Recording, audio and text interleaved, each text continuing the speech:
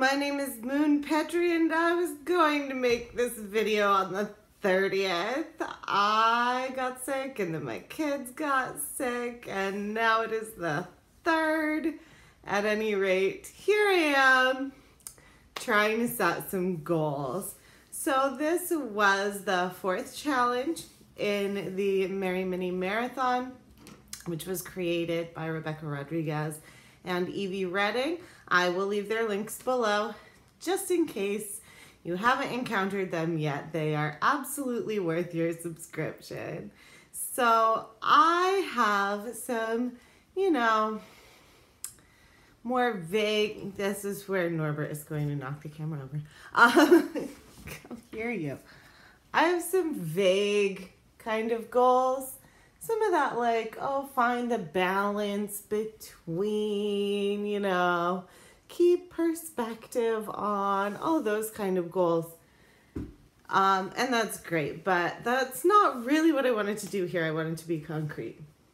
Obviously, I am having a baby soon, so finding balance between that and continuing to write and revise and maybe even occasionally reading a book, that is going to be the main thing that I'm doing this year. But as far as writing goals, I love that Rebeccah and Evie had the recommendation of just making 3 goals. So keeping it super simple, my goals are 1, to finish to the best of my ability the revisions and begin the querying process with the Deathmaker's Child, which I have been revising for well over a year now, and is with what I am hoping will be the final round of betas. And so that's scary and huge and has a lot of steps to it, but ultimately that is the big concrete thing. Once I've sent out a batch of queries, it's no longer, I'm kind of starting on a revision. I don't know if it's the 2nd or the 3rd draft. No more loosey-goosey with that. Once queries are out there, it's out there. The second goal that I have is to work on revisions. So as queries are out in the universe, I am going to need to feel like all my eggs are not in one basket.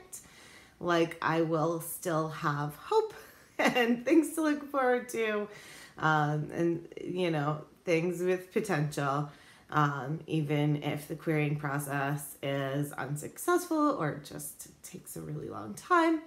So I'm going to be working on revisions. I wrote 2 things last year. One of them I just finished not even a couple of weeks ago. And so it feels weird to call that last year because it was last week.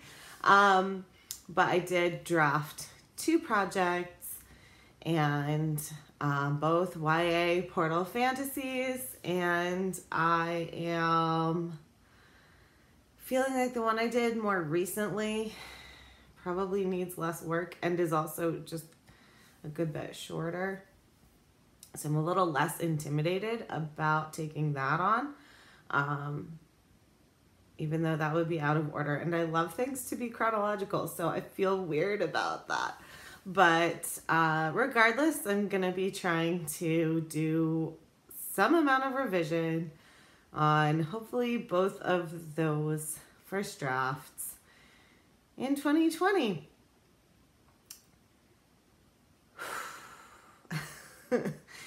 And then there's the thing that threatens to destabilize everything else. So I finished my draft on the 27th. And on the 1st, I woke up with a new idea. So I'm going to try not to jump right into that. I'm going to try first, because it's bits and pieces, to let the idea sort of percolate and let stuff come to me gradually and like not even officially start brainstorming yet. But then when I do, just really try to let it happen organically and not force it and not try to outline. Just keep it on a back burner in my head. And then when I do start to draft, I am hoping to draft more slowly because I will have a little baby and my 3 other kids and all the shenanigans and life stuff. So I'm thinking that like I'll do camp in April and in July, but only have like a 15K goal for April and then see how it goes from there. But pick away at it later through the spring and in the summer and see if over the course of the year I can gradually get a draft or most of a draft or some progress made on that. I don't want to sacrifice the other things in order to do that. So that is my lowest priority item. Other than that, I hope to have a lot of fun this year. I hope to keep doing YouTube. I will absolutely keep doing YouTube. No promises on exact frequency, and I've never made any promises on exact upload schedule because I know myself well, and that would be a disaster. So I'm thinking about journaling baby's first year. If you haven't read Operating Instructions by Anne Lamott, which is a journal of her son's first year, it is the best book about parenting ever, and also a good book for anyone who deals with issues about being a writer or being a woman or overcoming addiction or struggling with difficult stuff in life, loss of family members or friends. Just really, if you haven't read any Anne Lamott, I don't know what you're doing here. Go there. Go to your library. Get some Anne Lamott.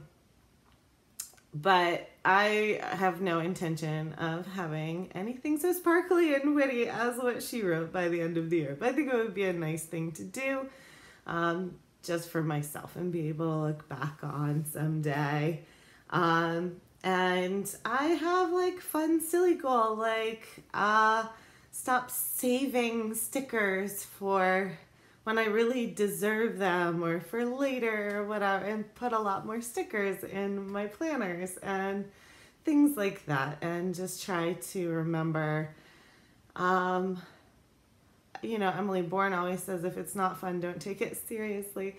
And I think if you can make it fun, you'll be able to put more energy into it. And so I'm gonna try to keep that in mind.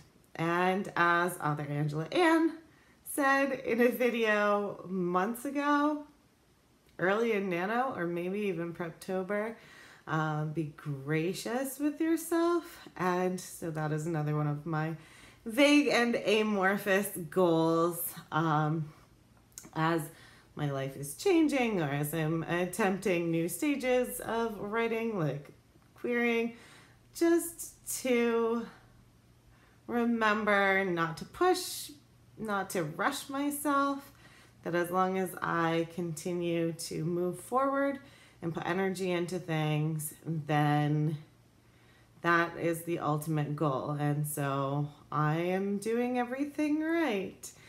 I don't have to do it perfectly. I don't have to do it on an exact schedule. I just need to keep moving forward. So I am looking forward to 2020. I would love to hear what you guys are planning or hoping for or setting for goals, or what you have done so far since this, you know, did not go up in December.